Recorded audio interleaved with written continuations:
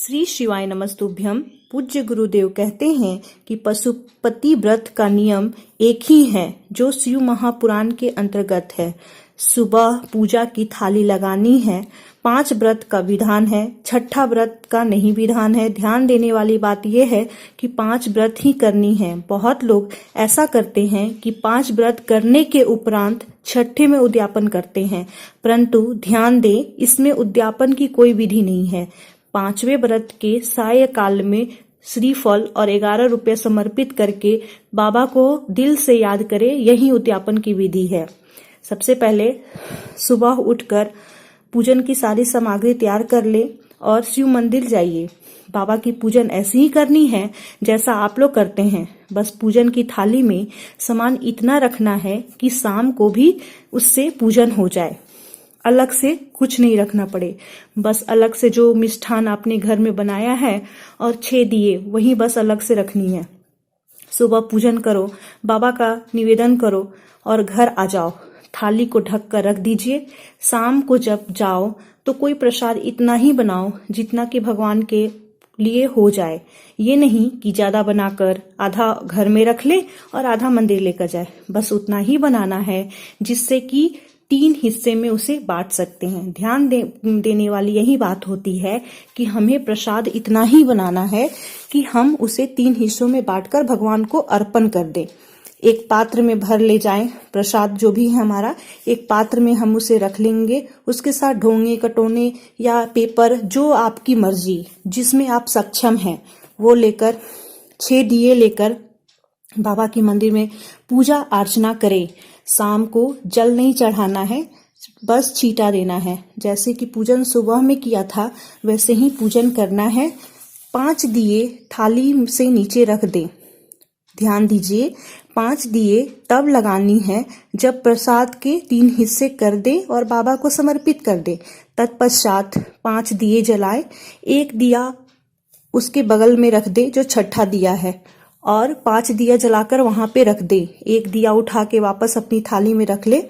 5 दिया प्रज्वलित करके बाबा से निवेदन करे, बाबा आज मेरा पहला पशुपति व्रत है, इसको स्वीकार करना।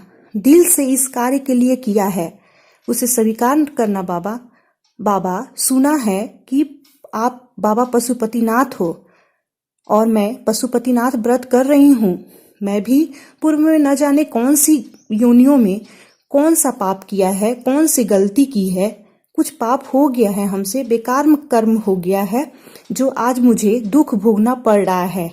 इस दुख को आप मिटा सकते हो बाबा, क्योंकि आपका नाम पशुपतिनाथ है।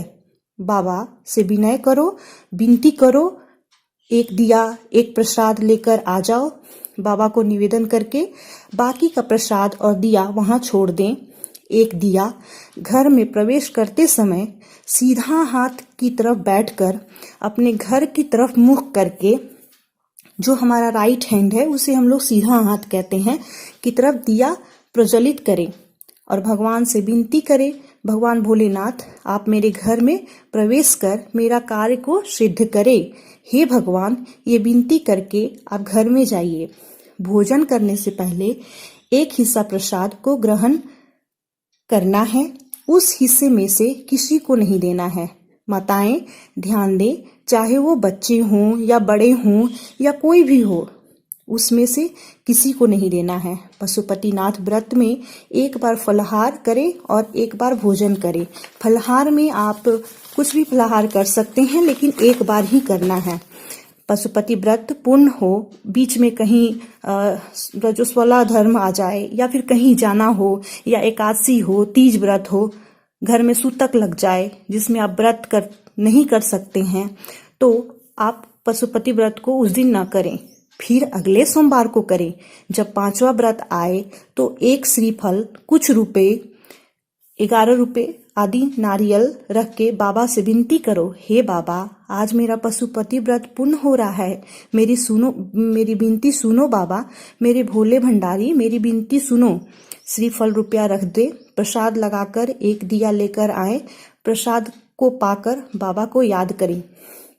पशुपति व्रत का कोई उद्यापन नहीं है। पशुपति व्रत का यही उद्यापन है कि जब 5वां व्रत आए तो श्रीफल और 11 रुपया जो रखे हैं और उद्यापन के भाव से रखे हैं, जो उसे वही उद्यापन है।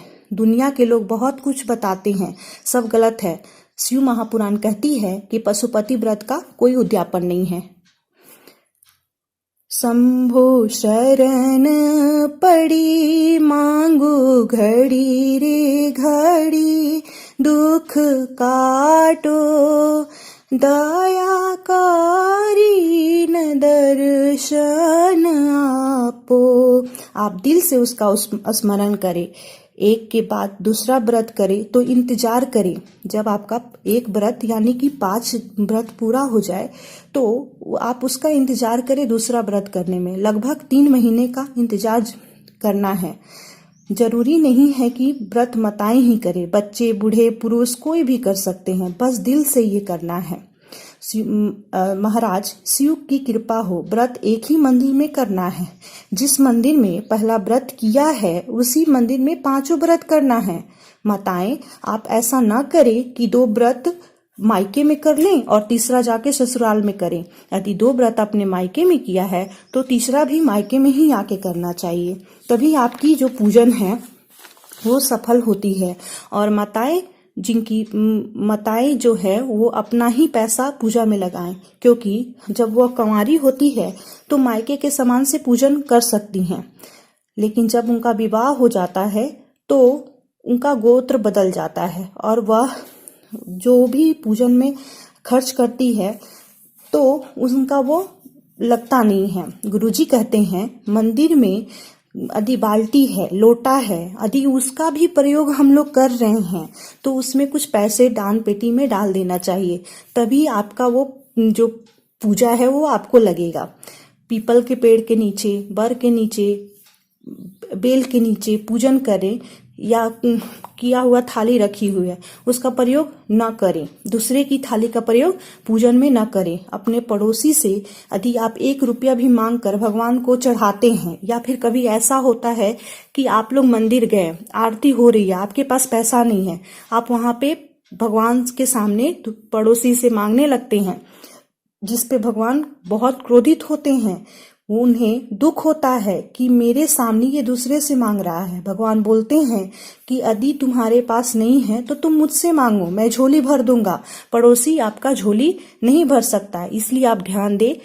कंवारी बहनें जो हैं वो कभी भी अपने मायके का सामान यूज करती हैं तो उनका पूजन स्वीकार होता है, लेकिन जो बहनें, जो माताएं जिनकी शादी हो गई है, यदि वो पशुपति व्रत ससुराल में कर रही हैं या मायके में कर रही हैं तो उन्हें जो भी पूजन सामग्री है वो खुद के पैसे से लाना है, तभी आपका पूजन स्वीकार होगा।